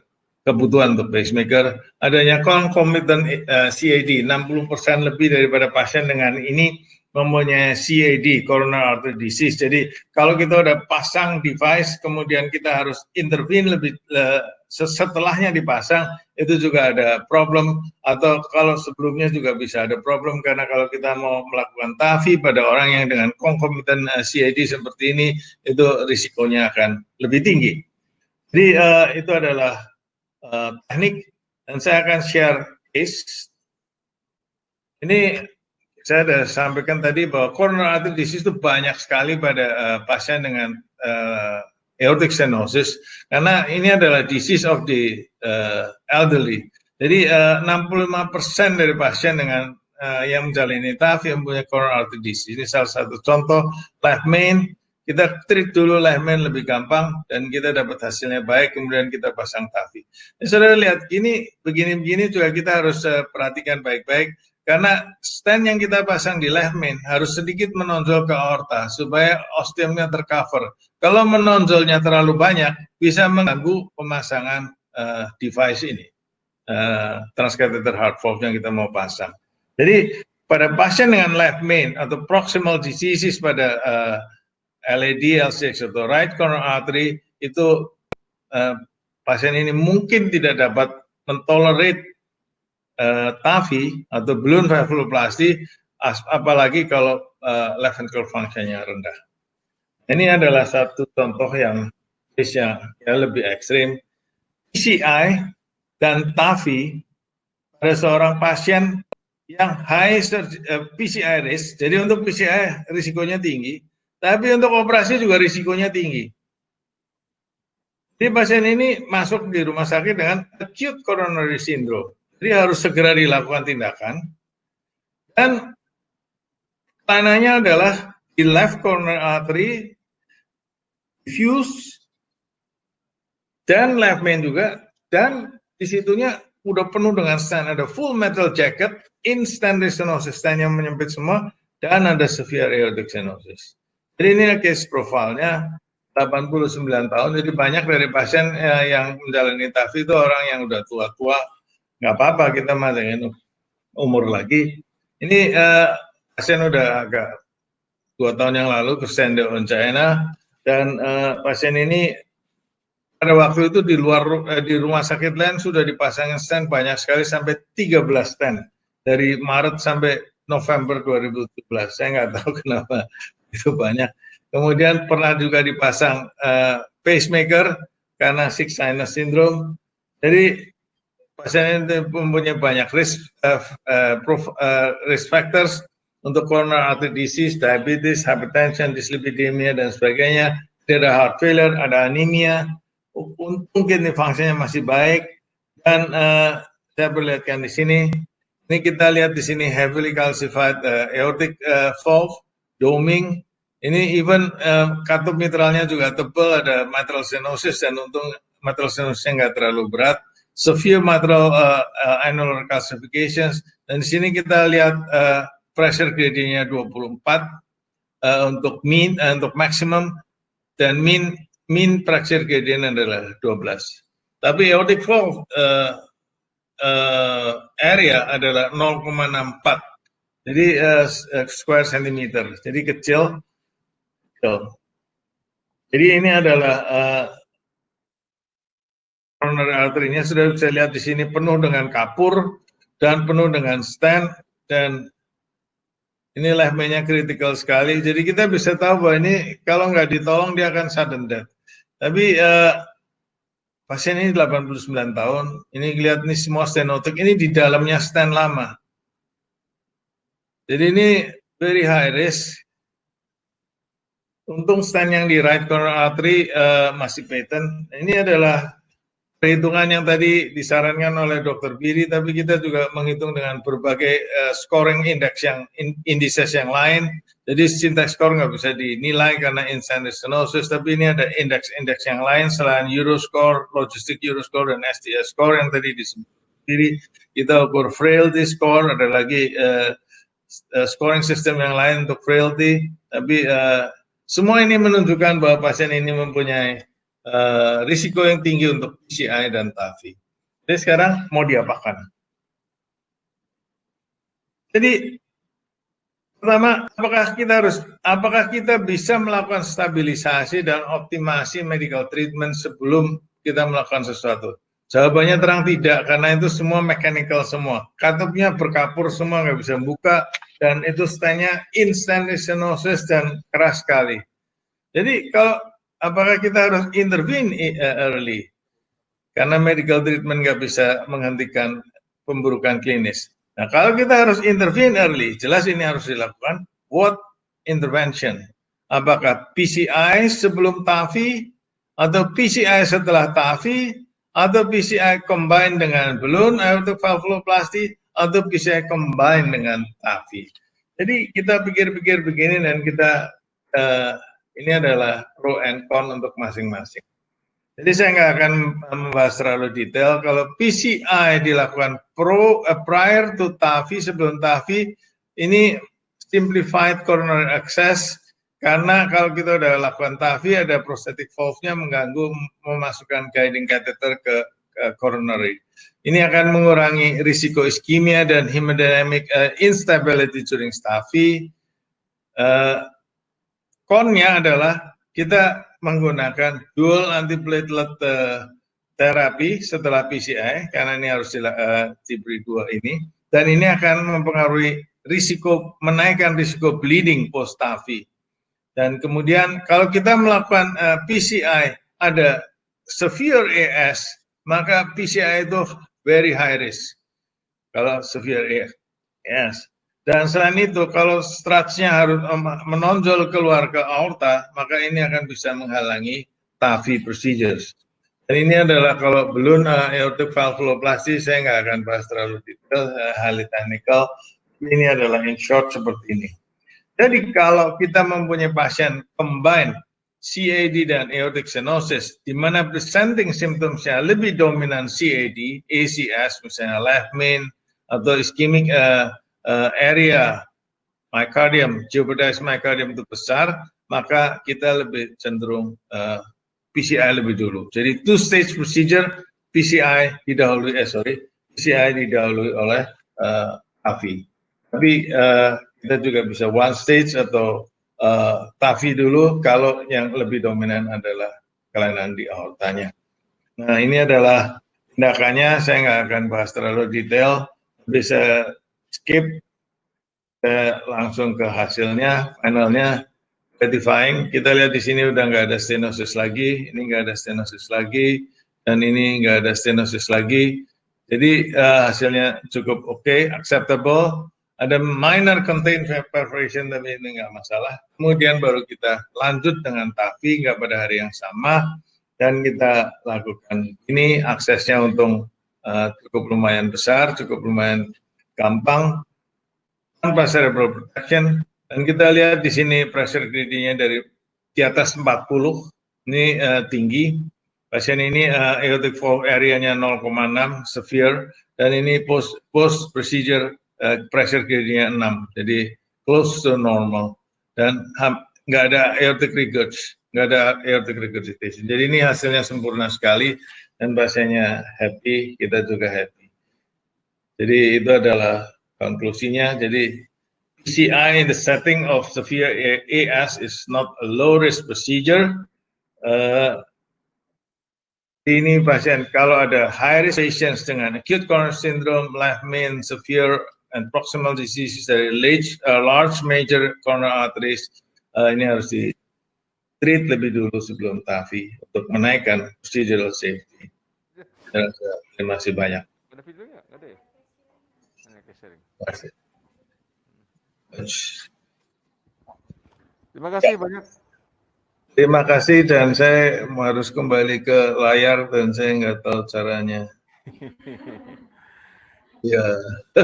Wah, Prof, ini terbang di mana, Prof? Di rumah saya. Terima kasih banyak, Prof. Santoso. Terima kasih. Semoga ada gunanya lah. Sangat menarik, Prof. Jadi ini pelajaran buat kita semua, Prof. Terus terang kita harus banyak belajar lagi, Prof. Nah, ini saya hanya ingin menyampaikan bahwa ini sebetulnya nggak terlalu susah. Jadi kita bisa belajar sama-sama, bisa melakukan sama-sama, one day will come. Terima kasih Prof. Jadi pasiennya banyak, cuma sayang yang menjadi kendala utama sebetulnya sih saya rasa biaya. Harganya Prof ya. Seperti beli Alphard paling baru Prof ya. Baik Prof, sebelum masuk ke tanya jawab, saya akan sampaikan sedikit. Ini acara adalah acara Medtronic Meeting sebenarnya. Saya lupa tadi menyebutkan di awal-awal, itu keharusan buat saya untuk menyampaikan Prof ya. Jadi sponsor kami adalah Medtronic, dan nanti akan sebelum acara tanya jawab, sertifikat dapat diunduh di website Hopcardis, yaitu di hopcardis.org, dan akan diberikan kepada peserta yang mengikuti webinar lebih dari 70% kehadiran kumulatif ya selama webinar berlangsung. Rekaman sesi webinar akan diunggah H+1 setelah webinar selesai di website hopcardis.org. Peserta diharapkan untuk mengisi forum feedback yang ada di akhir sesi webinar. Dan sebelum acara kami lanjutkan ke tanya jawab ya Prof ya. Sudah banyak pertanyaan Prof buat semuanya.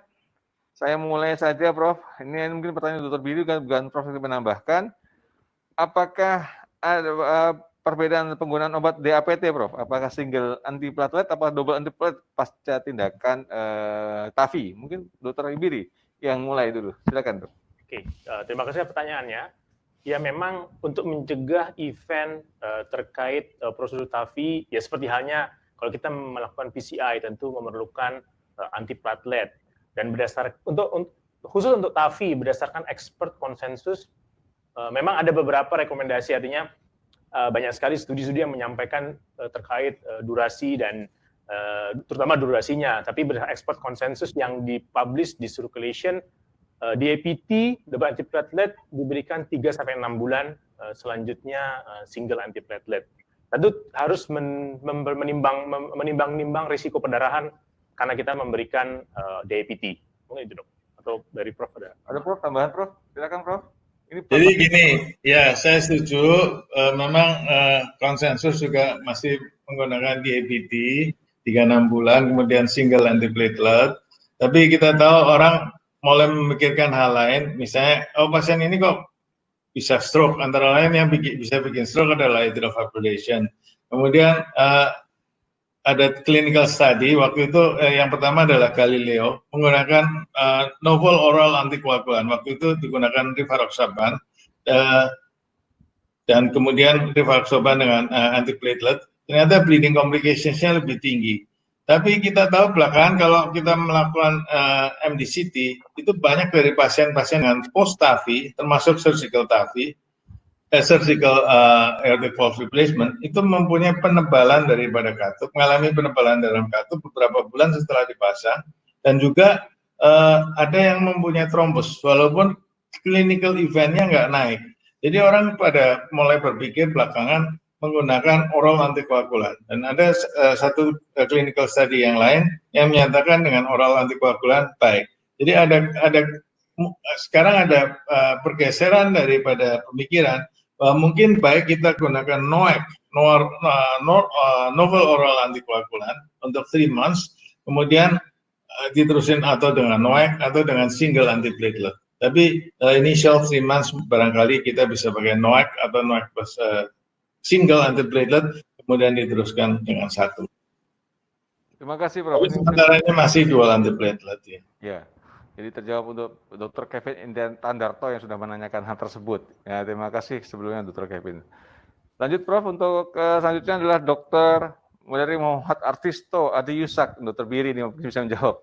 Apakah TAFI sudah dapat di-cover oleh JKN atau BPJS lah? Ya. Prof, udah ketawa duluan. Jadi memang isu utama prosedur TAFI ini adalah cost memang. Jadi memang sampai sejauh ini belum di cover oleh jaminan nasional. Namun memang ya tentu kita harus terus berkembang. Artinya saya sedang berusaha untuk mengumpulkan kasus-kasus mana yang kandidat untuk dilakukan prosedur ini, sambil nanti kita bisa bicara dengan berbagai pihak untuk terkait kelangsungan program TAFI. Tapi memang sampai sejauh ini hanya untuk pasien-pasien private lah, karena memang isunya adalah cost. Itu Dr. Ika. Terima kasih Dr. Biri, menarik sekali. Jadi kita mungkin akan nambahkan lagi mungkin untuk Prof juga Prof. Ini ada pertanyaan bagus dari dokter yang sama Dr. Afisto Yusak. Beliau menanyakan apakah sudah ada studi mengenai outcome dari prosedur TAVI atau TAVR pada kasus yang dengan komorbid yang sudah menjalani hemodialisis rutin, Prof. Hemodialisis rutin. Silakan, Prof. Pasien dengan hemodialisis. Iya betul, Prof. Tindakan ini untuk pasien dengan chronic kidney disease kita harus hati-hati karena tindakan ini memerlukan kontras. Tapi kontras yang dipakai biasanya nggak terlalu banyak. Jadi kita pakainya paling kalau sekali injeksi 10 cc atau paling banyak 15 cc sedikit sekali. Dan kalau perlu kita dilute. Jadi untuk chronic kidney disease kita amat berhati-hati. Tapi kalau pasiennya udah chronic kidney disease terminal atau on dialysis, kita nggak usah terlalu takut dengan penggunaan zat kontras. Dan biasanya pada pasien-pasien begitu, kita harus ingat pasien begitu hampir selalu ada coronary artery disease dan biasanya mempunyai heavy calcifications. Jadi itu hal-hal yang kita harus perhatikan untuk kita lakukan TAVI pada pasien seperti itu. Tapi technically bukan merupakan halangan sama sekali. Terima kasih, Prof. Prof, tambahan Prof, mungkin Prof, apakah pada pasien-pasien penyakit jantung koroner atau coronary artery disease yang mengalami stenosis yang banyak di pembuluh darahnya harus diperbaiki dulu koronernya baru dilakukan TAVI, Prof? Seperti tadi saya sampaikan tergantung presenting symptoms-nya. Jadi kalau misalnya kita predominantly adalah coronary symptoms atau presentation seperti acute coronary syndrome atau acute myocardial infarction, ya kita perbaikin coronary-nya. Tapi kalau yang predominantly bukan itu, ya kita perbaikin coronary-nya. Kalau kebalikannya kita perbaikin katupnya. Tapi kadang-kadang kita bisa lakukan berbareng seperti yang tadi saya kasih contoh, kita bisa lakukan berbareng untuk kalau simple case. Tapi memang kita harus sadarin bahwa kombinasi keduanya itu banyak. Jadi saya sudah sebut 65% paling sedikit karena ini kan aging proses, jadi sesuatu yang pada usia yang makin bertambah akan lebih banyak. Jadi kombinasi ini sering sekali ada. Terima kasih, Prof. Mungkin ini Dr. Biri juga bisa jawab untuk yang berikutnya nih. Apakah dari Dr. Gabriela Clarissa, apakah ada kontraindikasi mutlak untuk TAVI, Dr. Biri? Oh ya, saya sudah sampaikan tadi dalam slide. Jadi beberapa kontraindikasi, terutama dari clinical dan juga anatomi, di mana kontraindikasi absolut secara klinis ya tentu life expectancy pasien kurang dari 1 tahun, dan juga kita harus menilai bersama-sama dengan heart team terkait suitable atau tidak untuk TAVI. Dan anatomical juga menjadi masalah, terutama mereka yang anulusnya kecil dan jarak antara anulus ke ostium koronernya pendek, karena itu nanti terkait pemilihan device-nya. Sehingga kalau memang device-nya tidak sesuai, tidak match pun kita tidak bisa lakukan. Jadi ada beberapa kontraindikasi terkait anatomical dan juga klinis pasien. Ini itu, Dr. Ika. Ya, mungkin dibayangkan saja sama sejawat sekalian kalau kita menekan anulusnya terdorong ke atas ya, ke arah ascendant, takutnya malah nutup koroner gitu ya, Dr. Biri ya. Ya. Saya bisa tambahkan sedikit ya. Silakan, Prof. Ya, Prof. Jadi kalau misalnya kita coronary height-nya agak rendah, biasanya kita masukkan kateter atau wire ke dalam pembuluh darah koroner. Katakanlah left-nya sempit nih, atau LID proximalnya sempit atau left-nya yang kita lebih takut, atau right coronary ostium, misalnya nggak sempit lah, katakanlah nggak sempit tapi coronary height-nya rendah. Jadi kita takut nanti kalau dipasang katupnya nanti nutup ke situ, nanti akan timbul masalah. Jadi kita biasanya untuk proteksi kita bisa masukkan wire dan stand di dalam pembuluh darah yang kita takut akan bisa tertutup. Jadi kita udah ready di situ. Jadi kalau kita udah pasang, terus kita lihat, oh ini kok jadi tertutup, kita tinggal tarik itu stand-nya, kita deploy, pasang di ostium. Jadi kita nggak ada masalah lagi. Nah kalau misalnya kemudian kita setelah dipasang dia pinch atau kurang radial force-nya kurang kuat, kita wire-nya jangan sampai lepas, wire-nya kita tinggal di dalam, kita masukin lagi satu stand lagi, stand dalam stand gitu loh. Jadi kalau perlu. Nah, sebelum melakukan ini, kalau kita mau menilai juga bisa. Kita lakukan balloon aortic valvuloplasty, dan pada waktu kita ngelebarin balon itu, kita lihat katup itu dan putih kan kelihatannya lebih kan negatif kontras, dan kapurnya itu bergerak dia menuju ke arah ostium, dan kita lakukan aortogram katakanlah 10 cc atau 15 cc, kita lihat kontrasnya masuk nggak ke dalam koroner. Kalau dia tidak masuk berarti, atau masuknya sedikit sekali, berarti kalau kita lakukan pemasangan katup, barangkali katupnya bisa menutup lubang coronary ostium itu. Jadi itu adalah beberapa tindakan yang kita bisa lakukan untuk memprevent coronary occlusion, especially di ostiumnya, kalau coronary height-nya agak terlalu rendah. Opsi lain adalah kita menggunakan self-expandable device, nggak menggunakan yang balloon expandable. Biasanya balloon expandable juga nggak merupakan masalah. Terima kasih Prof, menarik jadinya. Nanti kalau ada kasus lagi kita harus belajar ramai-ramai sama Prof. Horizonnya tambah besar. Prof, lanjutan Prof, buat Prof ini juga dari Dr. Gabriel Clarissa. Apakah ada keadaan khusus di mana bedah lebih dipilih daripada TAVI, Prof? Bedah kenapa? Bedah lebih dipilih daripada TAVI. Ada keadaan khusus yang mana, Prof? Keadaan yang seperti apa yang bedah lebih dipilih daripada TAVI, Prof? Nah itu tadi sudah disebut oleh Dr. Biri, panjang lebar.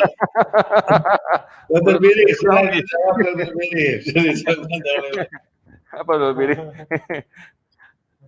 Tapi sekarang makin lama makin relatif sih. Jadi misalnya katakanlah gini, anatomi yang nggak mengizinkan, misalnya ada kyphoscoliosis atau ada stenosis atau apa, kita bisa menggunakan akses lain.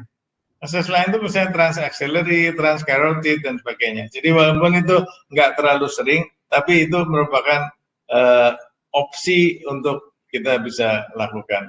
Tapi kalau untuk kasus-kasus yang tadi sudah disebut juga oleh Dr. Biri, misalnya katakanlah ada riwayat endocarditis atau ada valvular disease yang lain, dan seterusnya, nah Dr. Biri bisa jawab, saya nggak ingin mengcover ini. Itu surgery merupakan salah satu opsi yang bukan. Ya, jadi misalnya ada trombus, ada endocarditis, di mana bedah merupakan pilihan. Kalau tadi mungkin secara teknikal sulit, terutama pada yang jarak antara anulus dan coronary ostiumnya yang pendek. Kemudian ada juga kelainan anatomi lain yang sebetulnya lebih favor untuk pembedahan. Dan bila ada beberapa katup yang juga mesti kita treat, misalnya concomitant dia ada mitral valve problem, sehingga harus dilakukan repair atau replace mitral dan aorta, apalagi tambah lagi memang sebenarnya pasiennya memang kandidat untuk surgery, untuk bypass misalnya, pada pasien dengan kompleks severe CAD, sehingga memang CABG lebih dipilih, dan sekaligus kita lakukan open surgery untuk bypassnya, untuk yang kasus kompleks tersebut, untuk koroner dan juga katup. Begitu, Dok. Terima kasih. Mungkin kalau saya ingin menambahkan satu, kita tahu bahwa pada pasien beginian tuh banyak pasien mempunyai atrial fibrillation. Kalau pasien mempunyai atrial fibrillation, kita harus memberikan oral antikoagulan untuk mencegah stroke. Jadi kalau pasien itu ya ada biaya, kita lebih senang menutup left atrial appendage-nya. Jadi setelah dipasang TAVI, setelah dilakukan TAVI, kita tutup left atrial appendage. Dengan demikian kita mengurangi kebutuhan satu oral antikoagulan. Iya, Prof. Karena pasien ini biasanya elderly. Pasien elderly above 75 itu aja satu major kriteria untuk bleeding. Jadi pasien seperti ini biasanya mempunyai high bleeding risk. Terima kasih Prof. Jadi memang semua tindakannya langsung bukan meja operasi ya Prof ya. Yeah. Kalau gangguannya LF ditutup LA Prof. Gangguan regurgitasi pakai mitra clip ya Prof ya. Terus ada ortosenesis tinggal pasang TAVI dan semua Medtronic Prof ya. Baik Prof. Kami akan lanjutkan Prof dengan pertanyaan dari Dr. Ian Batista. Prof, apakah pasien dengan AS dengan heart failure reduce EF, apabila dilakukan TAFI, apakah ada peluang untuk terjadi perbaikan EF-nya, Prof? Ya, jadi begini, pasien yang begini kita harus hati-hati untuk menilai apakah pasien ini saya berusaha menjawab secara gampang ya, secara awam. Apakah pasien ini betul-betul mempunyai severe aortic stenosis enggak? Jadi kita harus lihat penyebab dari heart failure-nya apakah AS atau apa ada hal lain misalnya coronary artery disease dan sebagainya. Jadi kalau misalnya kita ukur pada pasien AS dengan heart failure, seringnya grade kita bisa ukur katupnya kecil nih, tapi gradiennya rendah. Gradiennya rendah. Jadi low flow, low gradient. Jadi kalau begitu kita harus pikir nih, itu katup aorta itu kan pintu. Pintunya itu nggak mau buka, jadi katupnya jadi kecil. Itu karena memang penyakit di pintu itu atau penyakit di otot jantungnya. Karena kalau jantungnya banyak lemah, kan dia nggak mau mengeluarkan darah, pintunya nggak mau buka banyak. Jadi kita mesti bedain penyakit di pintu atau penyakit di otot jantung yang primer. Kalau penyakitnya di pintu, ininya diperbaikin, jantungnya akan lebih kuat. Tapi kalau penyakitnya bukan di pintu, ya nggak akan lebih baik. Itu namanya pseudo severe aortic stenosis.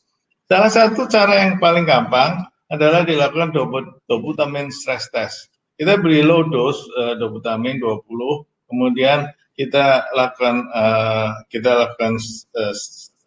dopamine stress echo, dan kita lihat kalau kemudian setelah itu katupnya dinilai dengan lebih besar dan performance jantungnya, stroke volume index-nya atau ejection fraction naik, maka itu mungkin pseudo severe AS. Itu tidak perlu dilakukan tindakan. Tapi kalau misalnya pressure gradient-nya kemudian bertambah banyak dengan pertambahan naiknya performance, katupnya tetap sempit, lah itu true severe AS. Nah itu kalau diperbaikin dia akan mendapatkan hasil yang baik. Tapi kalau dua-duanya nggak berubah, pintunya nggak berubah, performance jantungnya nggak berubah, kita bisa lihat dari CT scan.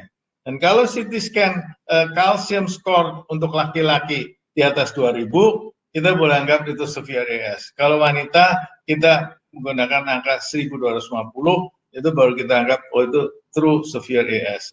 Jadi itu adalah cara yang gampang untuk membedakan. Jadi kalau misalnya betul kelainannya itu adalah akibat dari bukan akibat dari aortic stenosis, kita perbaikin, pasiennya nggak akan membaik. Tapi kalau itu dari AS, pasti akan membaik. Jadi kita perlu bedakan. Baik, gitu ya, berbeda ya, benar ya kira-kira. Baik, Prof. Lanjut dengan pertanyaan berikutnya, Prof. Untuk yang kasus seperti ini, Prof. Dari Andika Diamanta. Apakah statin dapat menurunkan kalsium skor pada pasien yang AS yang barusan tadi Prof sebutkan, Prof? Dokter Biri aja deh.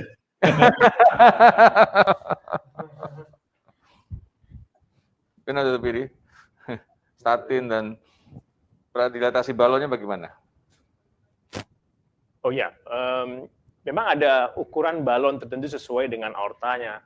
Jadi memang seperti halnya kita melakukan BAV, balon aortic valvulotomy, sebagai bridging sebelum tindakan. Dan terkait statin,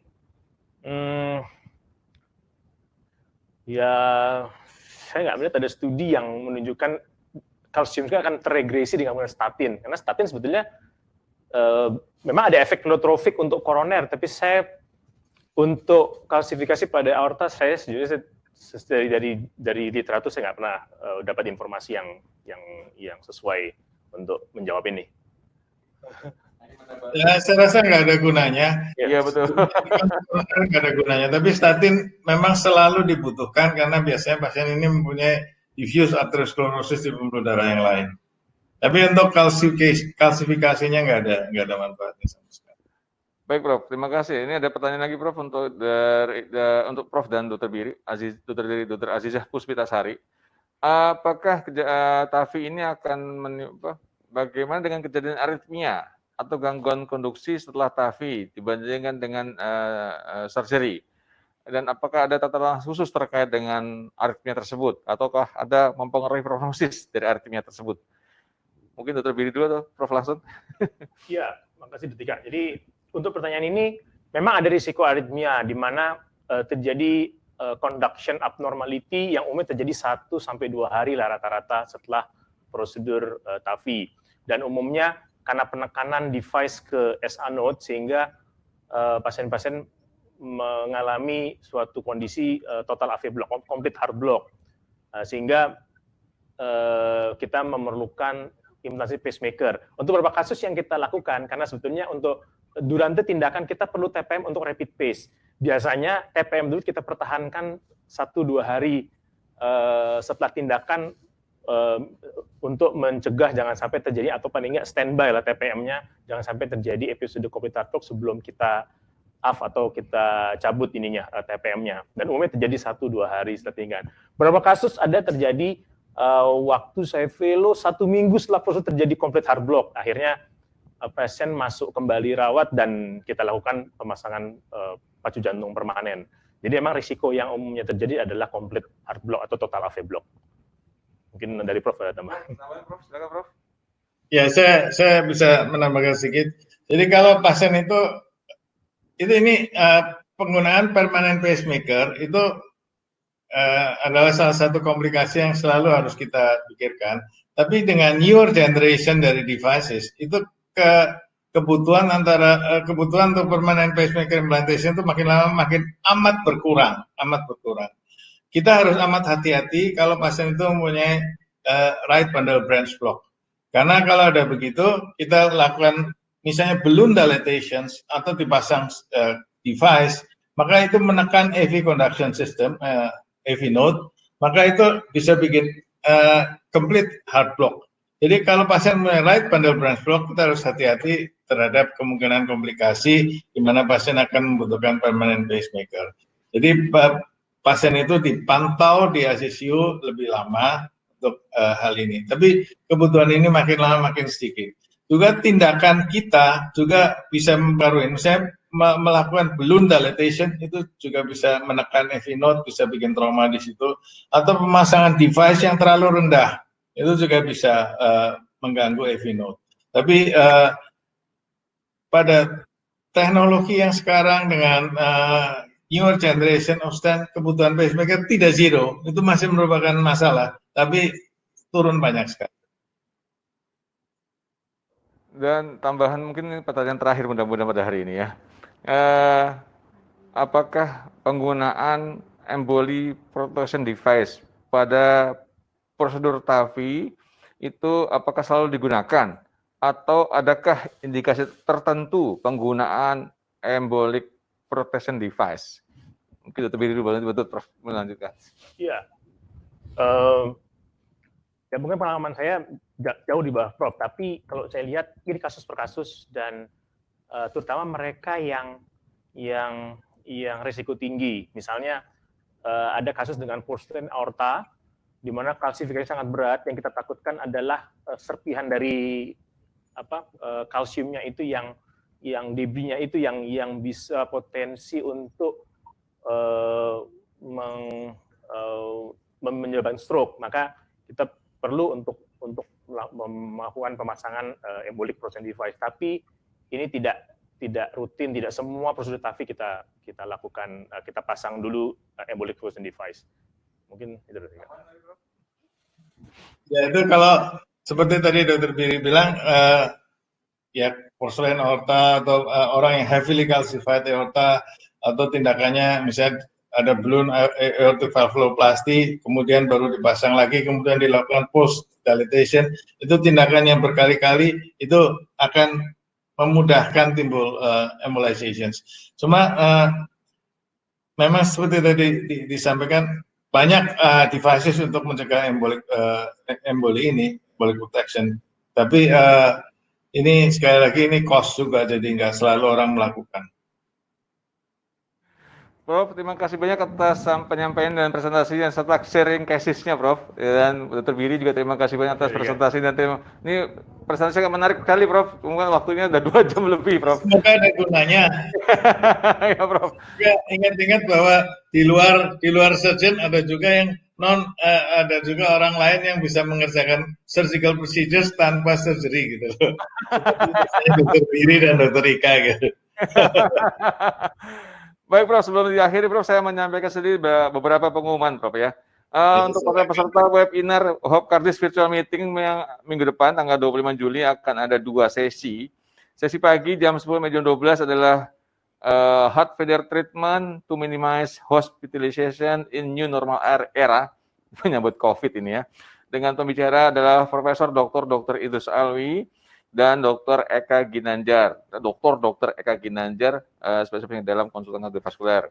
Dan sesi keduanya juga di hari yang sama, di jam 1 sampai jam 3 sore, itu adalah mengenai optimizing antiplatelet therapy after PCI in high bleeding risk patient dengan pembicara tunggal Profesor Dr. Idrus Alwi, spesialis dalam konsultan kardiovaskuler. Dan sebagai penutup, kita telah selesai sampai acara hari ini. Tentunya sangat bermanfaat buat kita semua. Ucapan terima kasih pada para peserta yang sudah sangat menyimak berkali-kali, ada yang reconnect saya lihat. Dan semoga ilmu bermanfaat. Ada 1.200 orang yang ikut pada acara hari ini. Dan terima kasih banyak pada sponsor, PT Medtronic Indonesia, dan tentunya pada para pembicara yang sudah bersedia membagi ilmunya dan membagi case-nya. Dan saya mengingat kembali untuk hadir pada webinar berikutnya. Dan jangan lupa ada video khusus dari PT Medtronic untuk disampaikan pada hari ini sebelum kami tutup. Silakan video disampaikan.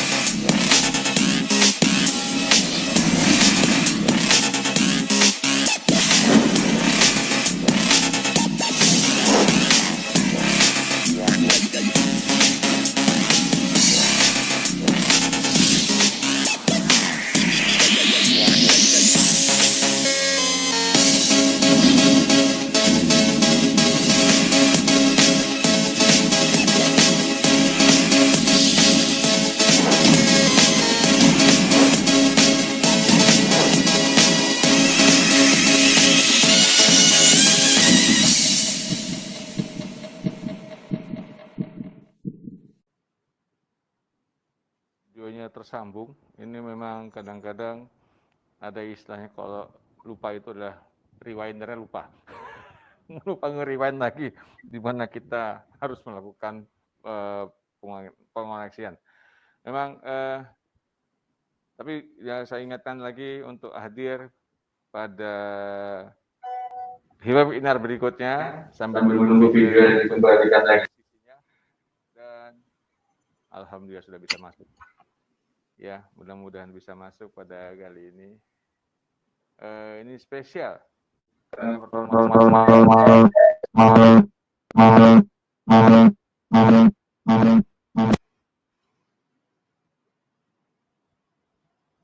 Baiklah. Mungkin saya tutup kali ini, nggak apa ya. Sambil kami akhiri pertemuan kali ini.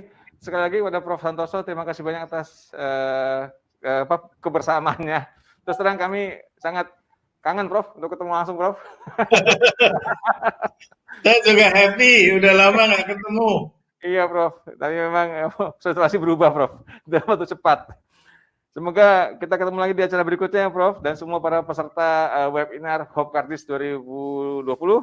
Dan kita jumpa lagi. Billahi taufiq wal hidayah. Assalamualaikum warahmatullahi wabarakatuh. Selamat siang. Waalaikumsalam.